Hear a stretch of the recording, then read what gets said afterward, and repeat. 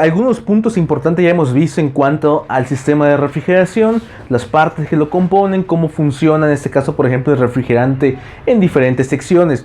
Ahora queremos enfocarnos un poquito más a algunos aditamentos extra que usualmente llevan los sistemas de refrigeración, por ejemplo, refrigeración móvil o sistemas comerciales e industriales, ¿verdad? En este caso, queremos aclarar un poquito más en cuanto primero nuestra válvula de expansión. Vamos a dar un poquillo más de algunas características de las que usamos en refrigeración móvil, porque hay diferentes válvulas de expansión de diferentes fabricantes.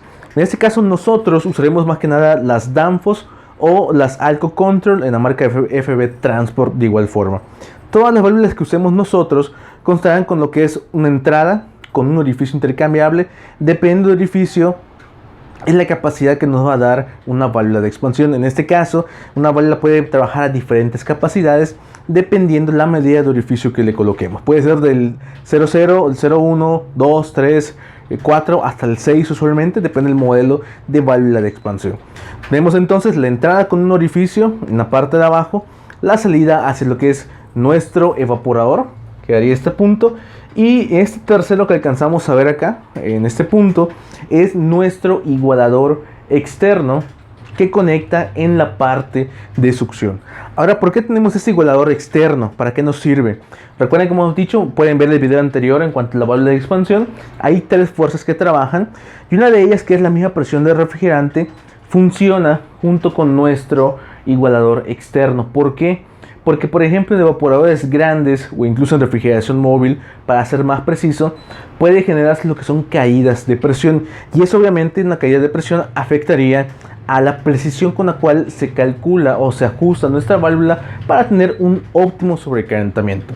Entonces, para eso requerimos que se mida la presión en la succión para tener una presión interna del fuelle de nuestra válvula de expansión y sea un sobrecalentamiento adecuado. Entonces, en refrigeración móvil usaremos con igualador externo.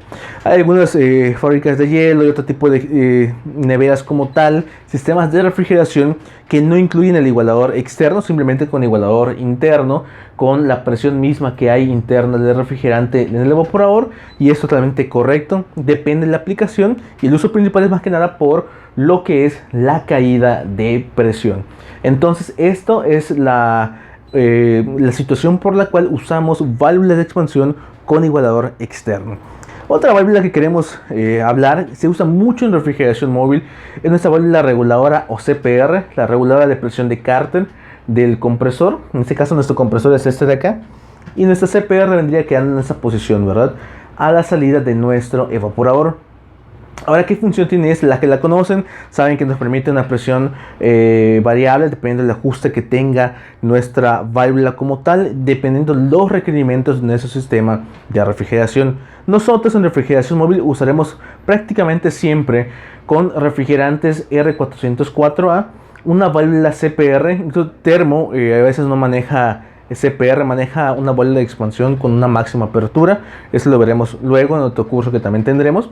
Pero en este caso Carrier, por ejemplo, o Asun Thermo manejan siempre lo que es la CPR, que en este caso nos permite tener una presión más elevada en el evaporador. Puede ser 50, 60, 75 libras de presión, pero para que nuestra presión que entra en la succión del compresor no sea esa presión alta, lo cual equivaldría a tener una presión de descarga alta en condiciones normales de funcionamiento, le plantamos o le colocamos una válvula reguladora, lo que nos puede permitir en este caso tener la presión alta en el evaporador. Cuando decimos alta no quiere decir que sea algo caliente, algo fuera de lo normal, sino que puede ser a lo mejor 75 libras, que Carrier en Charrier maneja esta presión. Y va a tener con el 404A va a tener una buena temperatura y punto de ebullición. Y acá va a tener, por ejemplo, puede tener 20, 30, vamos a poner 38, que es muy común en equipos. Entonces, este ajuste de presión permite que nuestras presiones, sobre todo de descarga, no sean tan elevadas, ¿verdad? Entonces, para eso usamos nuestra válvula CPR, sobre todo en refrigerantes con un bajo punto de ebullición, que se usan para lo que es congelación. Entonces, las válvulas que usamos de esa expansión o de regulación son diferentes, eso sí, que entiendan, ¿verdad? Esto nos permite controlar el sobrecalentamiento y una cantidad adecuada de refrigerante a nuestro evaporador. y esto nos permite regular la presión de entrada al compresor del refrigerante. Recuerden que debe ser vapor si está bien en su sistema, para que la presión de descarga, sobre todo en refrigerantes con una alta presión y temperatura como el R404A, pueda trabajar de forma correcta. Repetimos que por ejemplo hay equipos que no cuentan con esta válvula y sí trabajan con el R404A. Sucede que por ejemplo algunas válvulas, sobre todo de Danfoss, manejan lo que es el MOP, que es la máxima presión de trabajo de apertura como tal, lo cual da a entender o nos dice prácticamente que por ejemplo aún esté caliente la caja, esté caliente la tubería de succión porque acaba de encender nuestro equipo de refrigeración, lo que va a suceder que por ejemplo si el MOP es de, vamos a ponerlo por acá, si el MOP es de 50 o de 75, esta va a ser la presión máxima de apertura que va a tener nuestra válvula de expansión, sea 50, 75, lo que tenga en el cabezal de la válvula. Solamente en la parte del cabezal nos indica, si no tiene MOP, pero en la parte del cabezal no va a indicar la letra como tal, estas letras que ya marcamos, y nos va a indicar a un lado la presión máxima de apertura.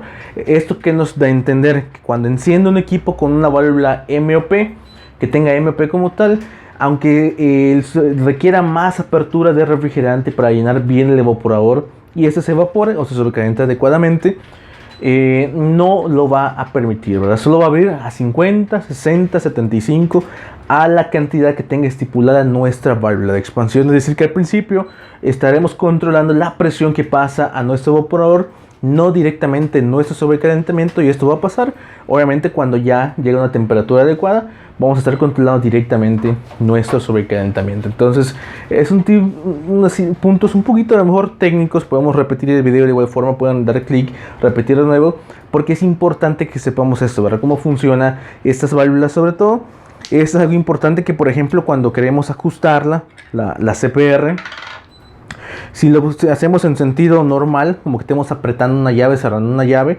de sentido de las manecillas del reloj, en realidad estaremos abriendo el paso de refrigerante, ¿verdad? Si estamos en posición de cerrado, como si fuese una llave de agua, en sentido de las manecillas del reloj, hacia acá, en esta posición, vamos a estar haciendo en posición de apertura, es decir, que estamos permitiendo mayor paso de refrigerante a lo que es nuestro compresor. Si nosotros giramos en posición como de abrir una llave, por ejemplo, una llave de agua, estamos haciendo un comparativo, ¿verdad? En sentido contrario o inverso de la manecilla del reloj, estamos sacando más el diafragma de la válvula, pero permitimos menor paso de refrigerante. Entonces repetimos una vez más. Cuando nosotros cerramos la válvula, metemos toda la válvula adentro, estamos permitiendo más paso de refrigerante al compresor. Y cuando nosotros sacamos lo que es el tornillo de ajuste, estamos cerrando más el paso de refrigerante de este punto del evaporador a este punto, a la entrada de lo que es nuestro compresor. Entonces son estas dos válvulas muy importantes que debemos conocer para saber cómo trabaja, ¿verdad? Usualmente 134A, refrigerantes de puntos de ebullición no tan bajos, presiones y temperaturas de descarga no tan altos, no requerimos usualmente una válvula reguladora. Es muy raro verlo, en algunos modelos antiguos sí, pero el diseño ya viene hecho para que no la usen, al menos actualmente, ¿verdad? Algunos de Carrier lo traen, no todos, sobre todo en climas muy cálidos a veces se usa para que la presión de descarga de igual forma no sea excedente. Entonces recordemos que debemos tener una apertura correcta de la válvula de expansión, un ajuste. Este ajuste lo da el equipo, el fabricante del equipo como tal, y podemos checarlo de igual forma con lo que es el sobrecalentamiento en nuestro sistema de refrigeración.